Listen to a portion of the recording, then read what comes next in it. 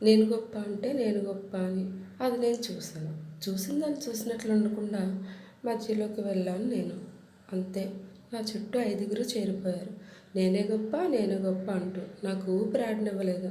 అయ్య బాబోయ్, వీరి మధ్యలోకి అనవసరంగా వచ్చాను నా దేవుడో అనుకున్నాను నేను. ఇంతలో నాలుక, మీరు జీవించి ఉండాలంటే ఆహారం తినాలి, తినే ఆహారం రుచిగా ఉండాలన్నా, చూసిన రుచి మీరు చెప్పాలన్నా నేనే కావాలి, సో నేనే గొప్ప అంది. ఆహా, నువ్వు చెప్పిన ఆ రుచి పేరు వినేది ఎవరమ్మా? నువ్వు చెప్పిన బోడి రుచే కాదు, నీలాంటి నాలుకలు ఎన్ని మాట్లాడినా వినాల్సింది నేనే కాబట్టి నేనే గొప్ప అంది చెవి.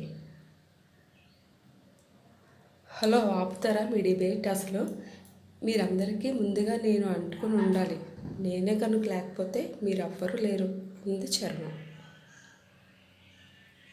ఇదేంటి వీళ్ళు ఇంతలా కొట్టుకుంటుంటే ఇది సైలెంట్గా ఉంది అని చూసా.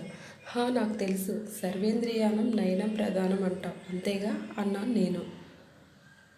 మీరందరూ కలిసి నన్నే పొగుడుతున్నారుగా, మరి నేనెందుకు కష్టపడ్డామని ఊరికే ఉన్నాను అంది కన్ను. పాపం, ఇది చెప్పాల్సిన ఒక్క ముక్క కూడా నేను చెప్పేశానని దీనికి బుర్ర పాడైనట్లుంది అన్నాను నేను.